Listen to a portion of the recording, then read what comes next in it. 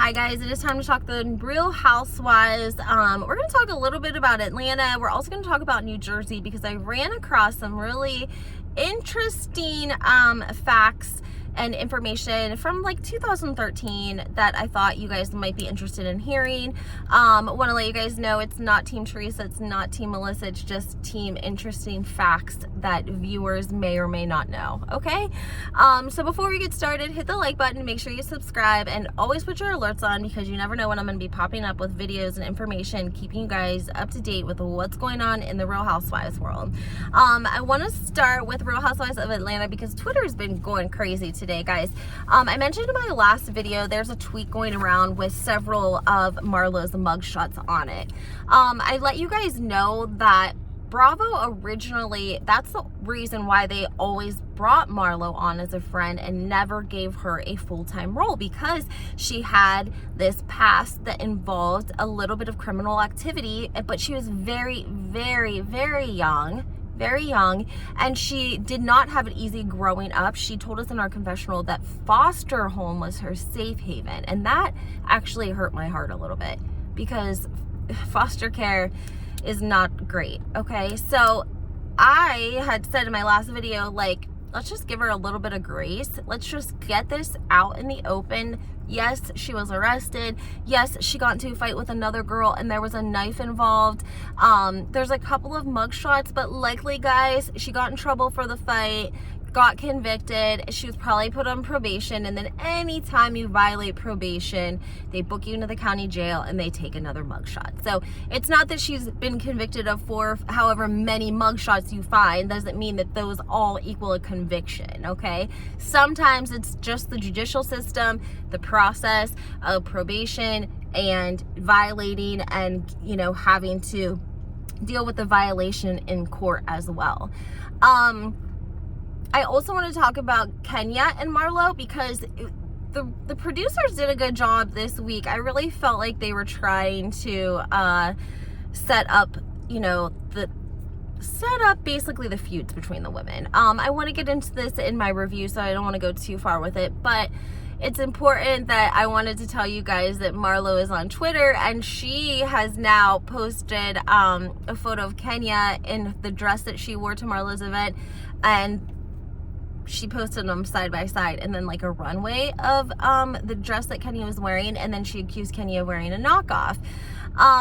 People were eating Marlo up in her own damn comments for that because, one, she's over a week late.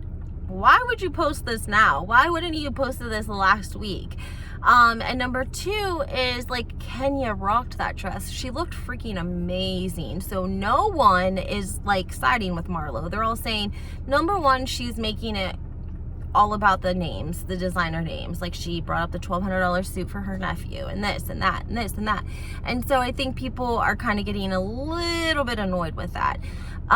We'll talk about that in my next video. But I just want to tell you guys that I think Kenya probably came out with the mugshot post, but she just had her camp tweet it, and Marlo wanted to, you know, lash out at Kenya.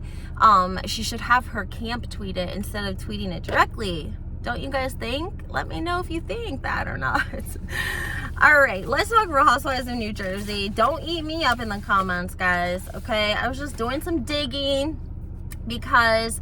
not even digging, just Googling a couple of different things about the ladies and New Jersey, and just trying to figure out the feud between Teresa, Joe, and Melissa.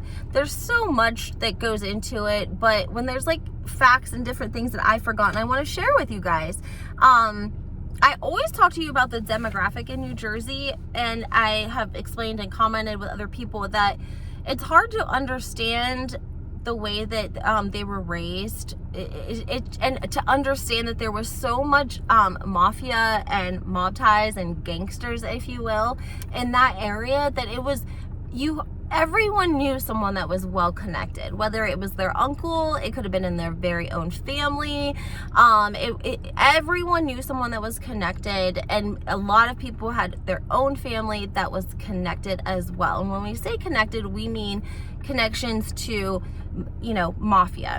Allegedly, you know, the Manzos are affiliated with one of the biggest crime families in New York City and New Jersey. We know that Albert's dad was killed and put in the, shoved in the trunk of his Cadillac. And we know that Tommy had some thugs beat up Dina and David and do a home invasion in, trade for a discounted reception at the brownstone.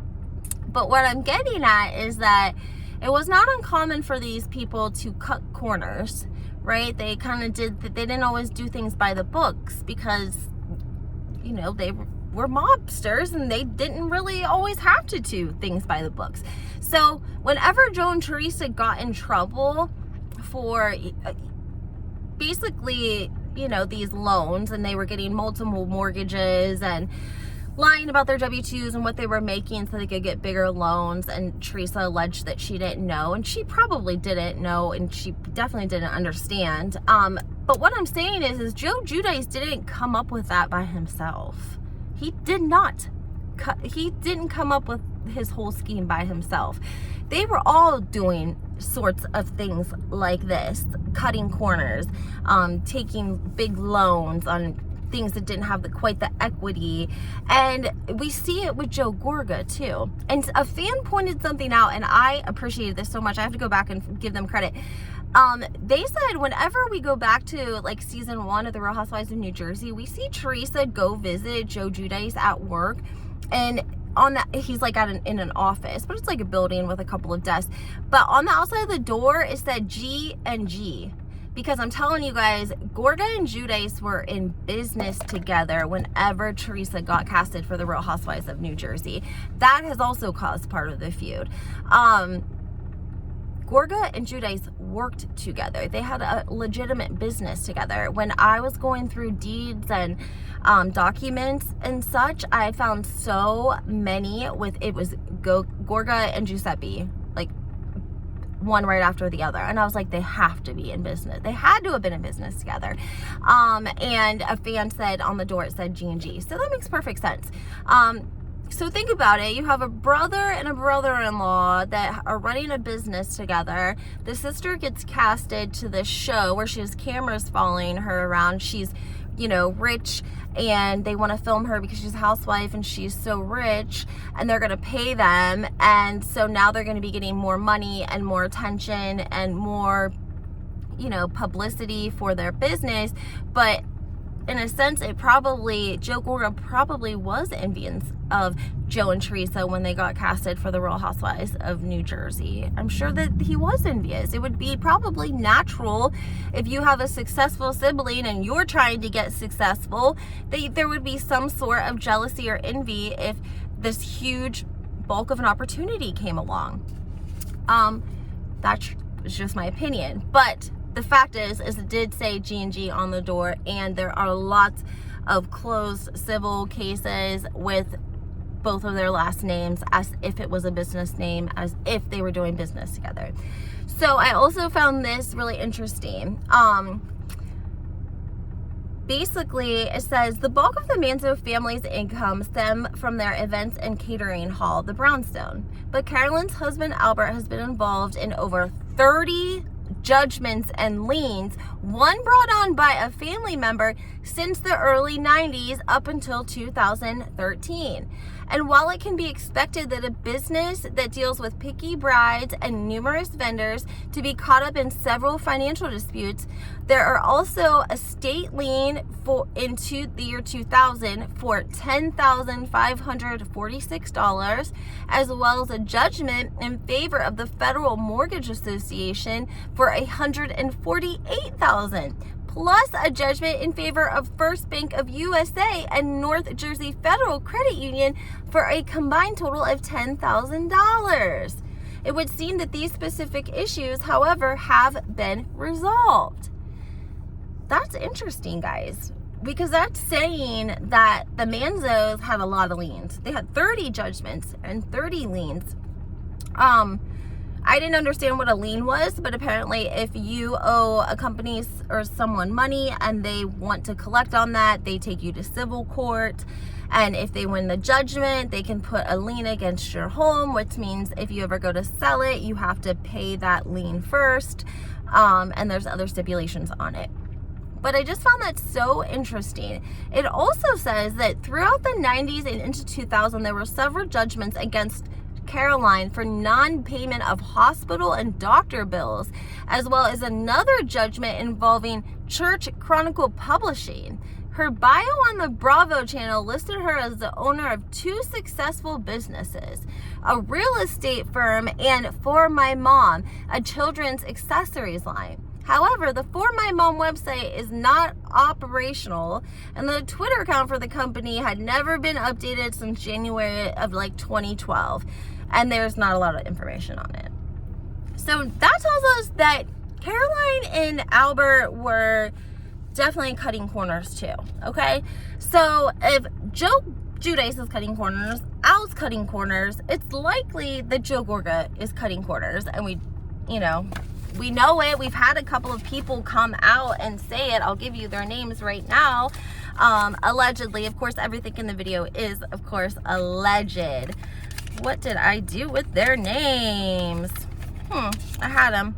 But one worked for an elevator company, and he said that Joe Gorga had them do work and never pay them. One of them was a student from South Carolina University who said they also did work for Joe Gorga and never got paid. I want to know what you guys think, so make sure that you comment and give me your perspective. What do you guys think is to blame for the feud between the two Joes? Do you think that maybe it wasn't always Teresa being jealous and, doing shady things behind the scenes? Do you think she's shady, or do you not think she's shady? She just did a podcast. I talked a lot about that in my last video, but a couple of things I wanted to touch on. One was that we already know they're not filming, but we know that she is hanging out with one of the new girls, and she said she spoke with Dolores, and that Dolores and her new boyfriend and Louis and Teresa all had lunch, and then they were also that night they were going to go have dinner and hang out. But Teresa gave us another piece of tea. She said that last year before filming, her and Jackie and Evan and Louis hung out a couple of different times, and I remembered that because I saw photos on Instagram of a tennis match between them, and it was like Jackie and Teresa and the two husbands, and Teresa said they were totally fine, they were cool, everyone got along, they had a really nice time. She said Louis really likes Evan, and she said but when filming started, Jackie quit talking to her because Jackie was sided with Marge. So she just quit talking to Teresa. And Teresa said she explained that, but it never made it to the episode. But I just found that interesting. So let me know what you guys think, and we will talk soon.